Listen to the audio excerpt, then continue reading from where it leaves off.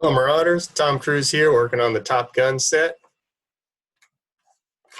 Actually, just Mr. Newell. We're going to continue our sine trig functions. Hope you have a nice flight. So here's the problem I left with yesterday for homework. So let's see how you did. See, I've got a sine graph. Okay, and I remember sine. I can look at my sheet. And of course, on the sine graph, yeah, there's more of it here than you need. Remember, it actually starts here at 0, and it goes until you're back to the beginning. See, right there, that's one period, ends at 2 pi. See, cosine starts at the top, goes down, back up. Okay, so we've got a sine wave. So we'll draw our line. Here's our beginning. There's some things we like to know, like what's the amplitude? Remember amplitude, that is A. Here's A, which is 3, so the amplitude is 3. Let to go, what is the vertical shift? And that's right here, that's D. It's positive 4. So in fact, let me start some of it right now. We're going to go up 1, 2, 3, 4. This is where we're going to start. This is going to be the middle of the graph. Good to put a little dashed line. We're going to go up and down 3. So from here, let's go 4, 5, 6, 5, 6, 7. That's going to be the top, and we'll go down 3, 2, 1. This will be the bottom. So we're at 7 and 1 and 4. That's our middle pieces. And I think about the sine wave, but wait a minute. We're not starting in the very middle. We got some stuff in here. And this is bx minus c. So I remember to find the period. And remember, if you forget, you can always look in here. 2 pi over b. Somewhere in here, we got our little goodies. Right in here, period. We put 2 pi over b. So 2 pi over b. B is, well, in this case, it's just 1. So the period is 2 pi. And lastly, we're going to do the phase shift. We'll worry about the period later. The phase shift, that's like how much it moves over. Okay. So what do? We do c over b. C here is pi over 2. Don't use a negative. It's built into the problem. Just look at that number. Here's b. So we're going to put pi over 2 over 1. So that's an easy one for this one. So pi over 2. And that's where we start. So let's go over somewhere here. We're going to make a sine. So we're going to start. We're going to go up, back to the middle, down to the bottom, back to the middle. These are your 5 important points. You got to put these 5 little points. So here's where we started, to the top, to the middle, to the bottom, and back. And where do we start? Phase shift. This is the start. Okay, so start, pi over 2. And then, there's that trick. What do we count by? What do these count by? This is my own little thing. Count by, what do? We take the period, 2 pi, and we cut it into 1, 2, 3, 4 parts. 1, 2, 3, 4. That gives us pi over 2. Seems to happen a lot. So we're going to keep adding pi over 2 as we started at pi over 2. It's just a coincidence these are the same. Let's add pi over 2. So pi, 1.5 pi, 2 pi, 2.5 pi. And there's all our pieces. Each one of these goes with that. Okay, so there it is. Let's try some more stuff, and that's my sine wave. Of course, I just drew one period. You know, this graph would keep going. I could keep going, but that's good enough. Look at some applications. Let's look at the book. Remember, you can always look at the book, but more of this connections of reality. It says modeling periodic behavior. Our breathing consists of alternating periods of inhaling and exhaling. Each complete pumping cycle of the human heart could be described using a sine function. Our brain waves during sleep are sinusoidal. Here's a breathing graph. This is supposed to represent inhale and exhale.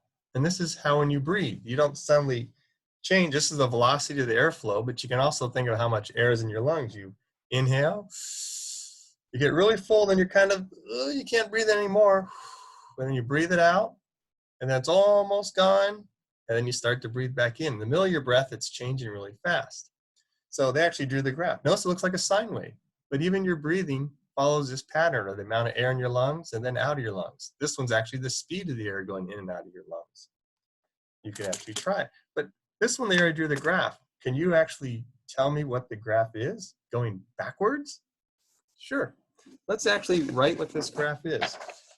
Here's what I would do. I'd start with a piece of paper. I'm going to move this up a little so we can see a little. I'll bring this over. Try to get this so you can all see it. Put this, how about right here? And I'm going to go backwards. Okay, let me pause it. Can you actually write some of this? Okay, did you think it's sine or cosine? Well, it looks like a sine graph. So let's put sine. Okay.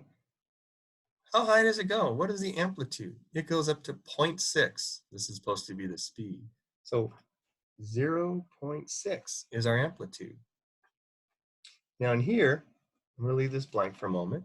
And it starts on the 0 line. If you want to put 0, you can. But does this go to 2 pi? No, it says 5 seconds. A complete in and out breath, it says, is 5 seconds. So what would I put in here? I know there's an x, but inside of here, somehow I'm supposed to fill in this bx minus c. Okay. The period here I can actually see is 5 seconds. But what do I put for b? Don't put 5. We have to go back and think, oh, wait a minute. How did we calculate the period?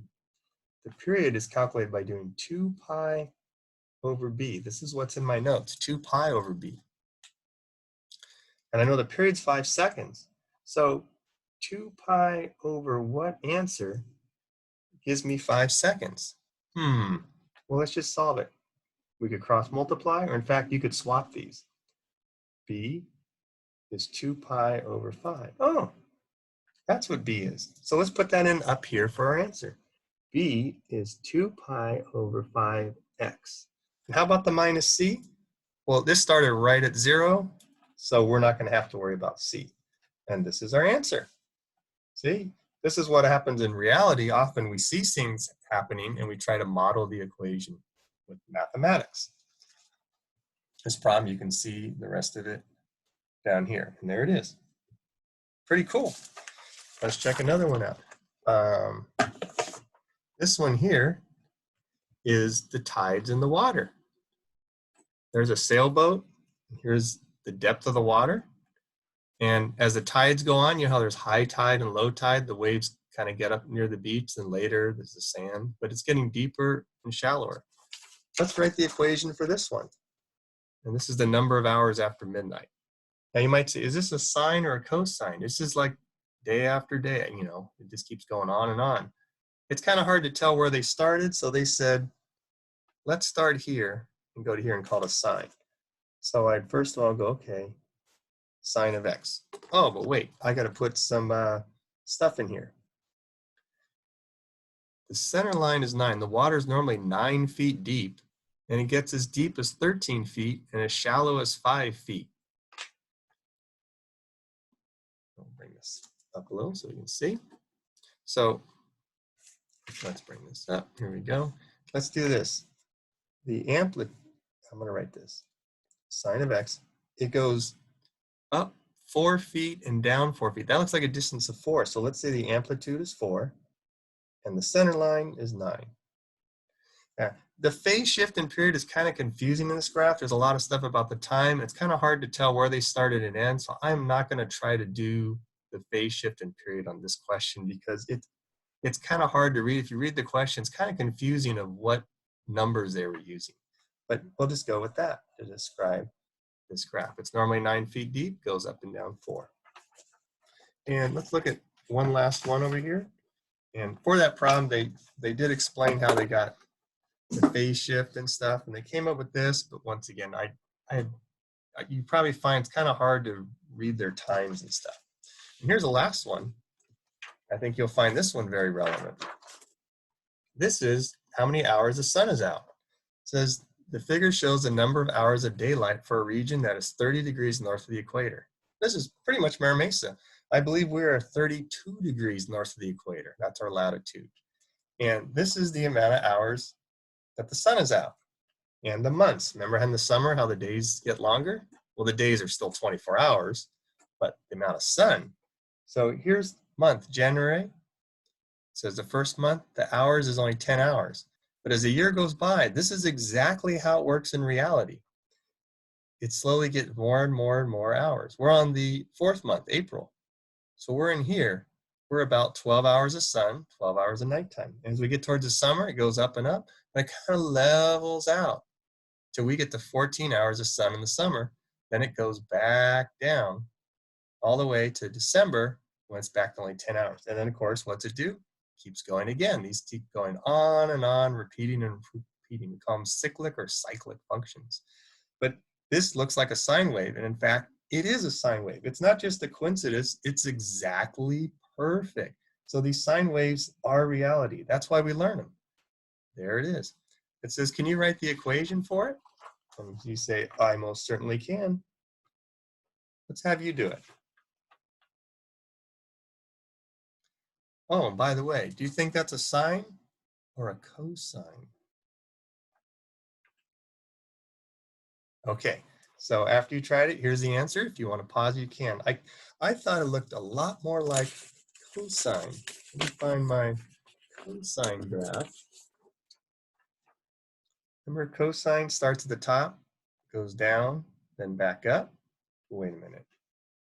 But that's kind of, wait, that's more like that, isn't it? That's more like this purple one. That's like cosine upside down. So let's use cosine. Let's use cosine, but it's upside down. So let's throw a negative on it. It's going to be reversed. Put x. And where's the center line? It goes from 10 to 14. Between 10 and 14 is 12. So let's put plus 12 as our vertical shift. We're at 12 hours. We get an extra 2 hours in the summer. We lose 2 hours in the winter.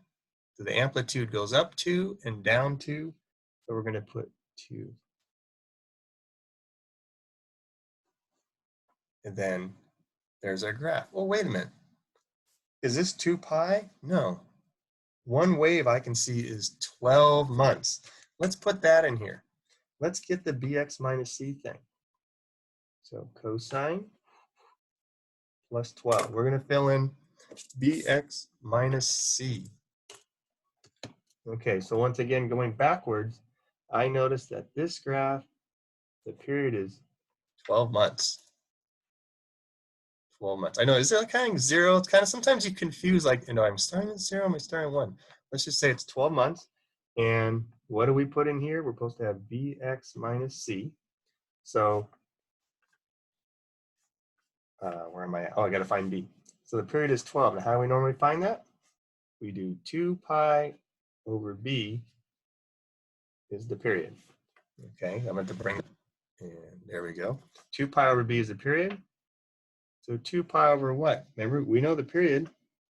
It's 12 hours. 12 hours. So here's our equation again. Let's cross multiply. I did it the other way in the last problem. So 2 pi over 12 is b. Just switch those. Switch them. And I could reduce that to, I can reduce. Pi over 6 is b. So let's put that in for b. Pi over 6. Oops, might be, that's right here. Pi over 6x, and minus c, there's no phase shift. We're starting right at 0. Or maybe it's kind of hard to say. I see 12. So let's just pretend we're starting at 0 for this one. Once again, sometimes it's confusing of where you're starting when you're looking backwards. And there's the model of how many hours of sunlight. Okay, and x you would just put in the month. Pretty cool. Okay, so from here, why don't you try doing the book work? Okay, so as you do the problems, you'll see answers. This was the book page, and once again on the website you can link to it. Go ahead and try the problems. As you go through them, I got explanations for each one. They start easy And then I got a phase shift. And they get a little fancier as you go, but they're not too bad. And you get to try some with cosine. And there's a pretty cool questions at the end, especially think about biorhythm, where it gets into some applications like we just talked about. Have fun. See you guys tomorrow.